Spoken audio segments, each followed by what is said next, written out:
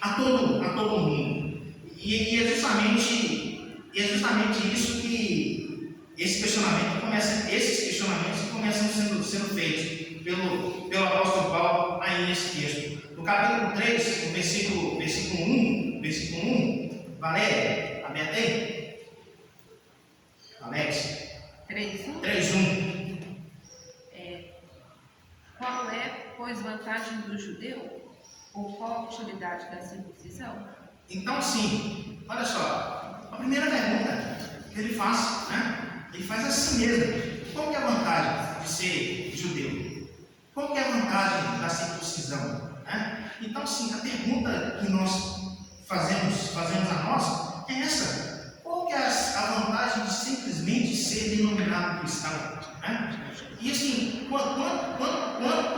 quantas pessoas a gente tem visto, infelizmente, envergonhando o cristianismo hoje, né? na nossa época, na nossa era, né? Então é isso que o apóstolo ele coloca. Qual que é a vantagem de simplesmente ser cristão e roubar o templo? Né?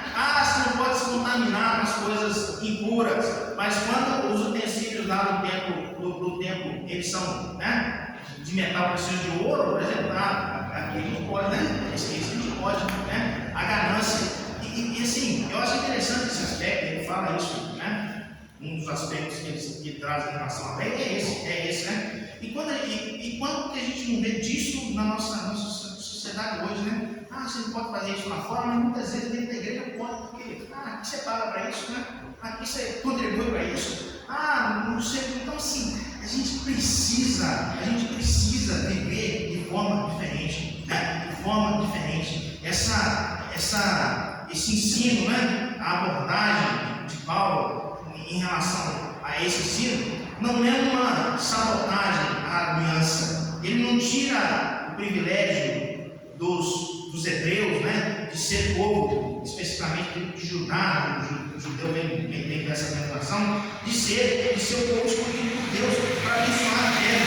Mas qual a vantagem nisso em si? O fato de os judeus, né, de ser exclusivamente judeu, para eles não traz nenhum privilégio singular, né? Não traz nenhum privilégio singular, como honra ser guardiões dos horários de Deus, mas sim, de toda forma, a revelação especial que consistia não só nos mandamentos, mas também nas predições e promessas. Na verdade, tudo isso foi atribuído aos judeus. Mas aqui, né, o reverendo Fernandes, ele coloca uma questão muito interessante. Privilégios implicam em deveres. Honras vão de braços dados com as responsabilidades, né? Então, assim, se eles têm esses privilégios, se eles têm essas vantagens, junto deles também seguem as responsabilidades. Então, assim, não adianta que, né, eles pensavam: nós somos judeus, nós somos melhores que os outros homens, nós somos escolhidos por Deus, é verdade. Mas isso, para eles, além de um privilégio, era uma responsabilidade. E a gente traz isso para a nossa realidade hoje, para nós como cristãos, né? Nós conhecemos a vontade de Deus foi revelada a nós através do Espírito Santo de Deus, Jesus Cristo encarnado. Então isso não nos torna muitas vezes diferentes das outras pessoas, isso não nos torna especiais, mas isso traz a nós responsabilidade de conhecer essas verdades. Nos traz responsabilidade de conhecer essas verdades. É isso que o apóstolo Paulo está falando para eles. Isso não anula a vocês a aliança.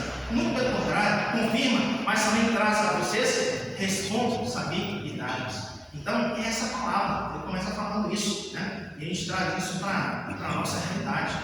Cristão, sim. Privilegiado, sim. Alcançado pela graça, sim. Mas isso nos traz responsabilidades em todos os aspectos das nossas vidas. Mas só para... Vou levantar a mão só sobre uma aguinha mesmo. Na verdade é o seguinte, né? Fazendo um estudo aí desse capítulo, uma das conclusões que eu cheguei assim para a minha vida, né? E graças a Deus, não que eu não tivesse isso, mas esse estudo me aprofundou mais ainda sobre isso. Na verdade, assim, por que eu sou cristão? O Senhor me chamou para ser cristão, o Senhor me escolheu para ser melhor do que alguém? Não. Ele me chamou para ser exemplo. Exemplo.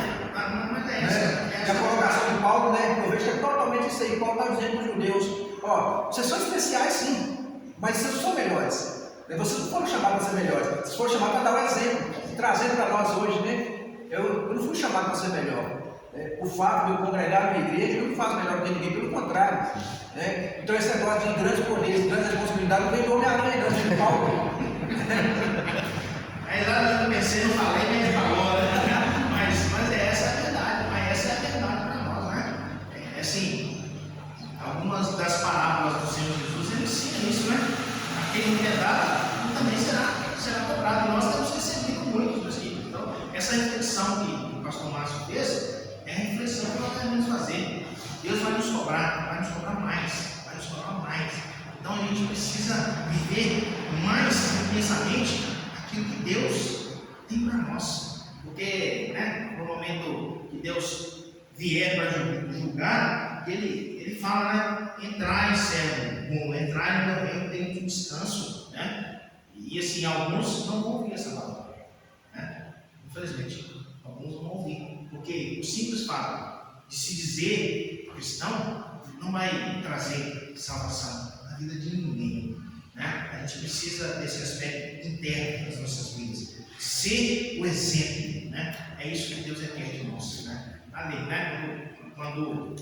Quando os gentios, eles olhavam para os judeus, eles viam a boa mão do Senhor ali, caminhando com eles, os ajudando, os livrando de situações que eles falavam assim: esse Deus aqui realmente é muito poderoso, né? De situações que o exército de Israel estava assim, em desvantagem enorme em relação aos seus inimigos, e venceram porque a mão do Senhor estava ali com eles, né? Então, assim, é isso que a gente precisa hoje, dessa confiança, né? Cristão, e assim, ser para os outros um exemplo, Eu até já contei essa história aqui, não vou repetir, né? Vai ficando velho, vai ficando repetitivo nas histórias, né? Mas é assim, morava lá em Divinópolis, todo ano eles entravam lá no prédio e furtavam na época era tocar fita, né? No som dos carros de tocar fita. Furtavam os tocar dos carros, só não levava o meu, né? Aí uma vizinha falou assim: ó, o André, ele é protegido. Mas assim, é isso que Deus nos protege. Assim, isso é normal, mas assim, Deus nos protege de todas as coisas. As pessoas precisam ver isso em nós, meus queridos. Assim, as pessoas precisam ver essa ação de Deus nas nossas vidas em tudo, né? Porque senão não vai fazer. O simples fato de ser crente vai fazer diferença na vida? Se não houver essa manifestação de diferença naquilo que Deus representa para mim, então assim, é isso, é o exemplo, né? Eu preciso falar, né? Eu preciso demonstrar aquilo que Deus representa para mim. Em segundo lugar, o segundo questionamento é o seguinte: seria que os ensinamentos de Paulo, eles anulam a fidelidade de Deus. Então é esse o questionamento que os judeus, eles teoricamente fariam ao apóstolo. Capítulo 3, versículos 3 e 4.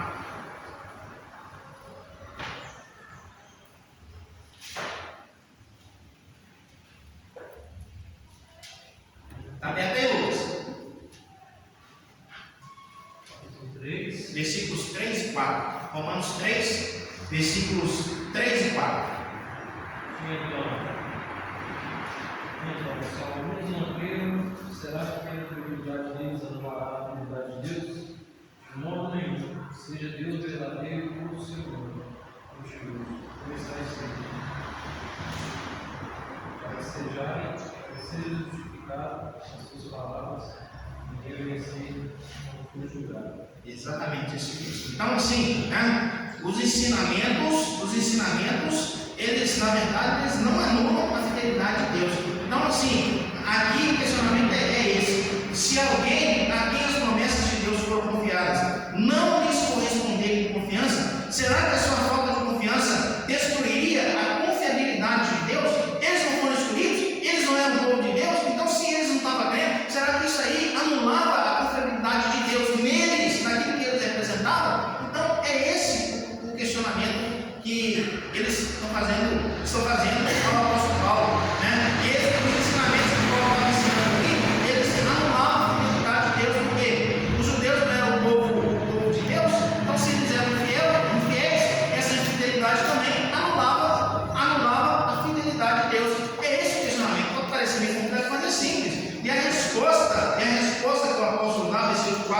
4 que o Lucas leu, é justamente essa. A integridade do homem, ela não atinge a fidelidade de Deus. A infidelidade do homem não atinge a fidelidade de Deus. Então, assim, meus queridos, né, essa é a realidade. Né?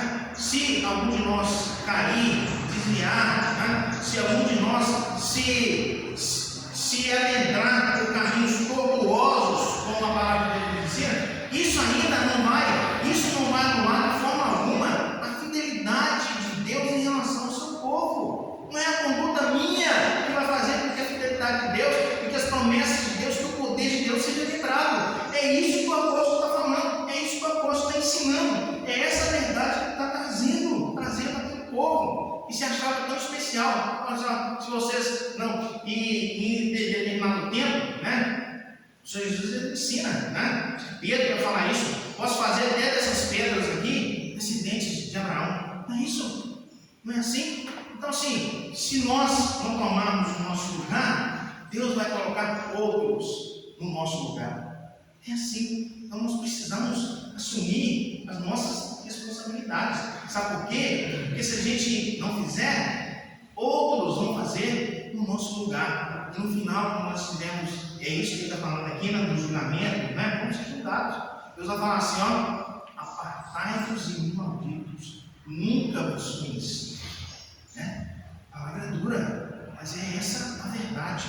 Então, assim, a gente precisa estar atento àquilo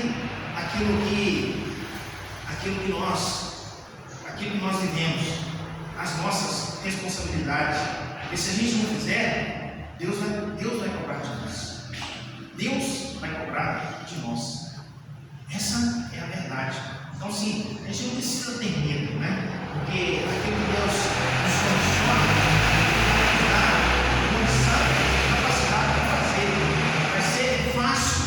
O fardo é leve, né? Ele é manso, né? Não é isso que nós temos aqui, aprendemos hoje de manhã. Então, assim, a gente precisa seguir nessa caminhada, confiando no Senhor, confiando que Ele vai nos capacitar. E nós precisamos ser fiéis, né? Eu lembro uma vez que o pastor falou assim, não foi o pastor Márcio, mas assim, é uma coisa interessante, ele ficava assim, nem indignado, mas assim, naquela época, ainda tem assim, né? Os caminhoneiros colocavam assim, nos para-choques, caminhão assim, Deus é fiel, né? Os irmãos devem ter visto essa frase aí em muitos lugares. Mas assim, a pergunta, né? Na verdade, a afirmação que teria que ser é assim, será que eu sou fiel? Eu sempre é fiel, eu sempre é fiel. Mas o questionamento não é para Deus, o questionamento tem que ser para nós. Nós precisamos ser fiéis a esse Deus. Porque assim, o quão bom é ser fiel a Deus. O quão bom é ser fiel a Deus. E é isso que a palavra vem nos ensinar, né? O fato do ser humano ter pecado, né? Ocasiona a manifestação da justiça divina. E é isso mesmo, a ira de Deus, né? Não dizendo como de culpa, nem torna injustiça a ira divina. A ira de Deus é justa por conta do homem. A mesma ira de Deus que caiu sobre os gentios imorais, ela recaiu sobre os críticos moralistas. Ela também alcançará os judeus presunçosos. Então, assim, a justiça de Deus ela é para todos. Ela é para todos. Né? É isso que é bom. Quando a gente vive uma situação, a gente vive uma sociedade tão injusta, né? Não se trata as pessoas da mesma forma, né?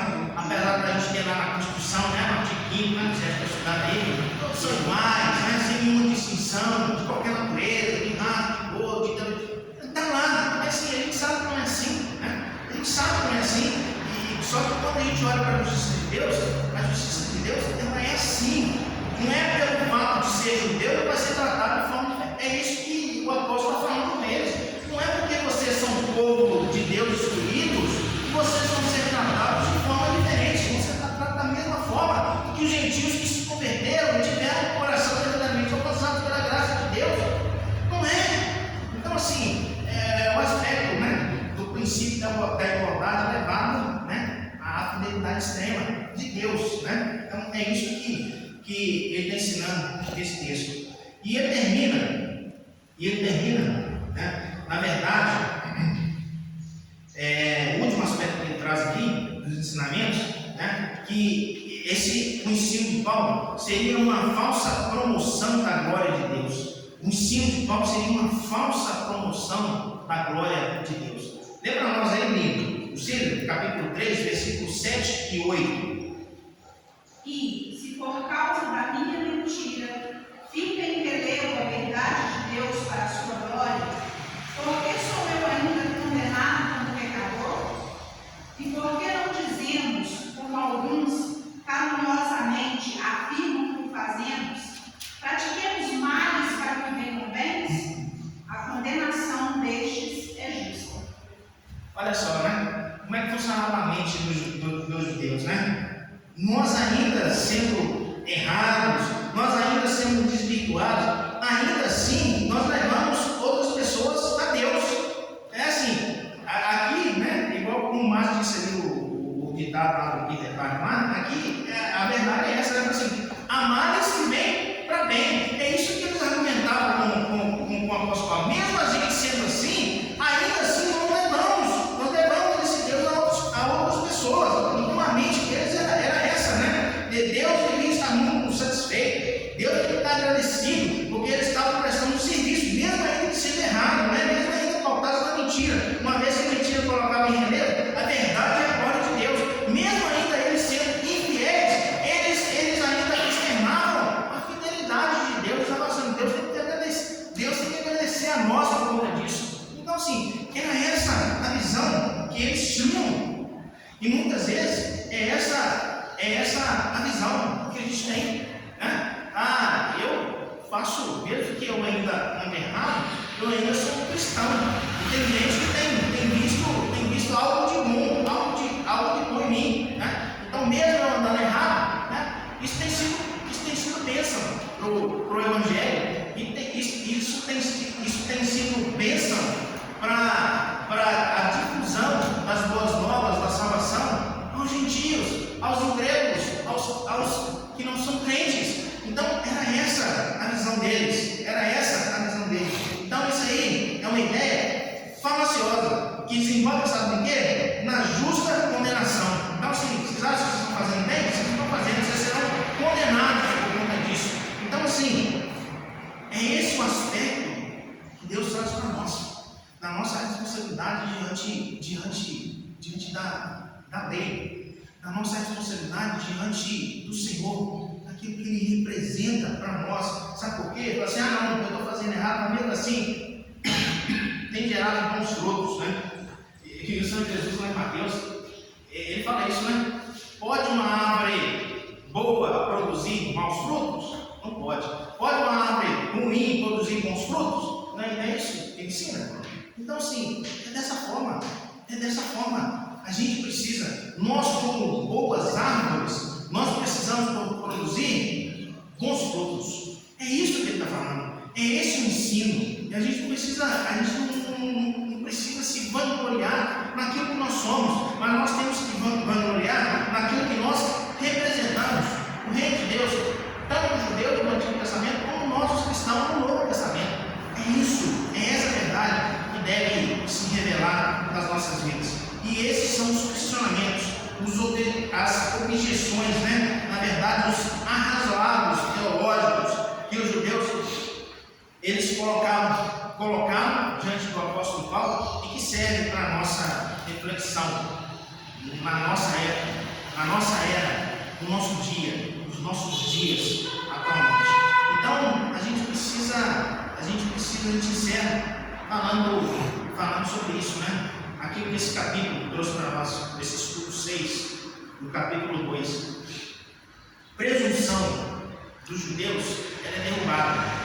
Ela é derrubada pela lei, ela é derrubada pela circuncisão e ela é derrubada pela teologia, os ensinos teológicos. E assim, traga isso para a sua vida. Eu trouxe para mim, né? A presunção dos cristãos, ela é derrubada também pela lei, os termos da lei, pelo batismo e pelos questionamentos teológicos. Então a gente precisa muito mais do que externar muitas vezes aquilo que representa para nós a circuncisão, o batismo, a lei, né? A gente precisa viver isso e viver de forma prática.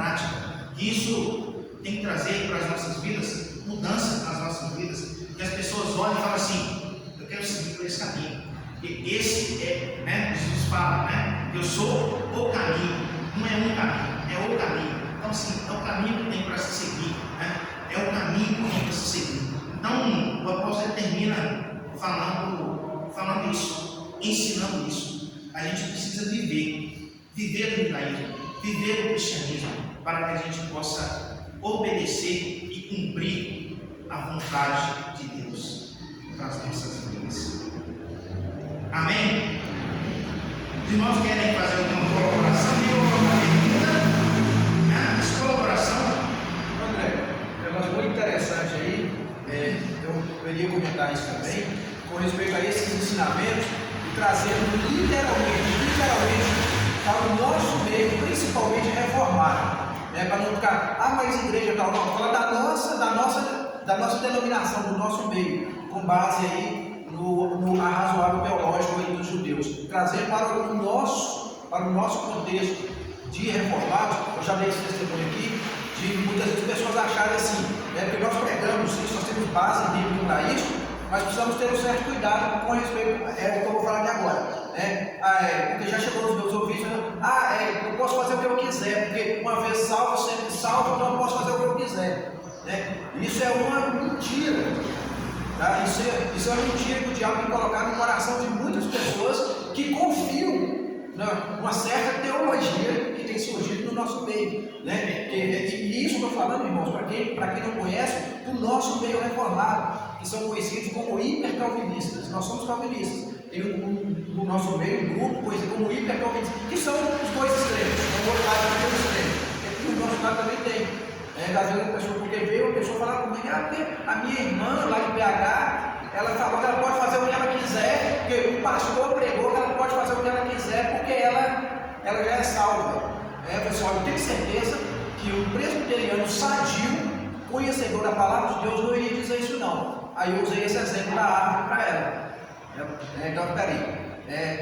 Você tem um pé de fruto lá na sua casa, você encontra isso. Eu vou ver como eu vou entrar em contradição. Ela fala, lá tem abacate, eu trago uma melancia para mim.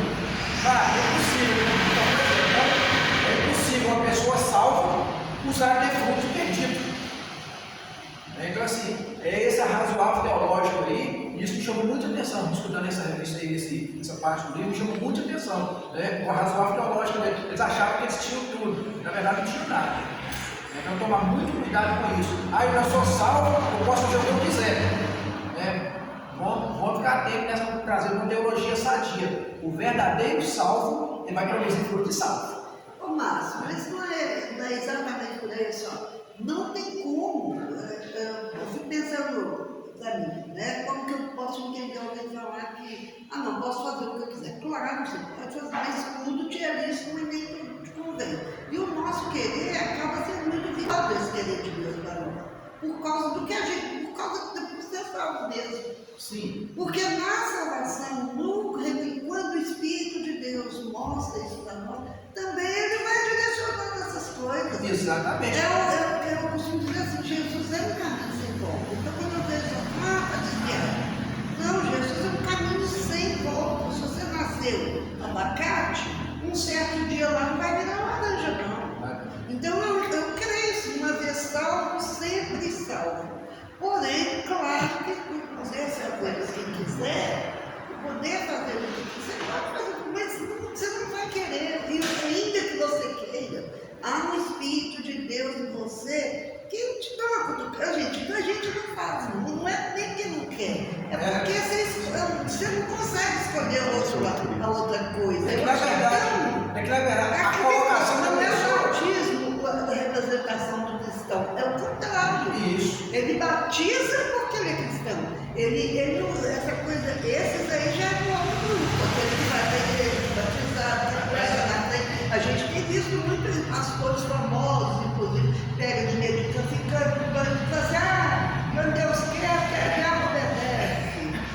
Que você entendeu? Isso aí é muito prático. Mas é isso, irmão. Exatamente. Os dois estão certos, né? O aspecto é esse, né? Que o cristão, o crente verdadeiro, o cristão verdadeiro, ele não vai se desviar no caminho, porque tem, né, os cristãos, mas tem muita gente hoje que quer viver como cristão, não sendo cristão verdadeiro. Essa é a verdade daquilo que o senhor falou, né? De gente que está dentro da igreja, muitas vezes gente à frente da igreja, vivendo de forma desvirtuada, desvirtuando, não querem viver a realidade do Evangelho. É isso que o Márcio falou. Da mesma forma que os judeus daquela época, assim, nós somos judeus, então não importa o que a gente faça. Tem muito crente vivendo isso. Não importa o que eu faça, eu sou crente, eu sou salvo, né? Dentro disso, assim, dentro da nossa linha teológica e fora ainda, muito mais, né? Que a senhora falou, trouxe aí. Então, essa é a verdade. Então, assim, vocês, meus queridos, não precisa ficar preocupado com isso, não. Ele não falou, nós temos que pensar em Deus em nós, né? Então, quando a gente pensar em desviar, quantas vezes nós pensamos, eu já pensei, vou fazer isso aqui. Aí vem o Espírito Santo e fala assim, não, isso é errado, né? Fala, não fala com ele? Já falou para os irmãos, com certeza que já falou. Então, assim, Você se sente mal com isso, né? Você se sente mal com isso. Você se sente mal com Sente isso. mal com isso, sente mal. A verdade é essa, a gente se sente mal porque é o Espírito Santo. Mas muitas vezes, né, algumas pessoas, elas querem caminhar paralelo a isso, porque, né, o apóstolo Paulo, ele fala na frente que tantas pessoas são o quê? Né?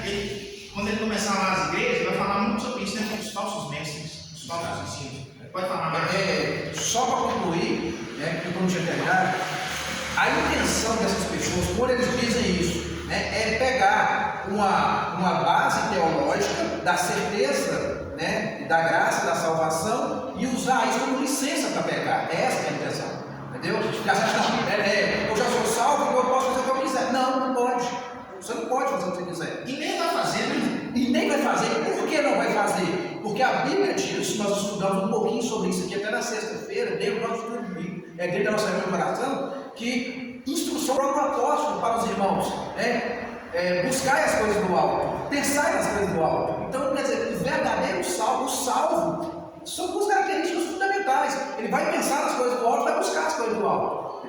Então, assim, as pessoas usando, né, pegando bases teológicas para usar como pano de fundo ou como licença para pegar. Né? O famoso é isso. Deus perguntou assim, a gente tem que ficar muito atento a isso, né? Porque aí passar, os irmãos estão me julgando, os irmãos não sabem o que ele passa no meu coração. Eu sempre falo isso. O irmão, o que passa no seu coração, eu não sei não, mas suas atitudes eu estou vendo. Porque isso parece uma licença para pecar. Né? O que você, não julguei para que não seja julgado e tal, não. Isso aí a gente tem que tomar muito cuidado com isso, porque parece, muitas vezes a pessoa quer dizer assim, não, me deixa pecar em paz. Né? Então, assim, essa que é a intenção do arrazoável teológico que os judeus usaram e às vezes hoje, como a André colocou aqui, no pleno século XXI, no meio da igreja de Cristo, e não estou falando de pentecostal, não estou falando de neopentecostal, estou falando da nossa linhagem reformada, tá? Que faz esse arrazoável teológico reformado para usarmos como licença para pecar. Mais alguma colaboração?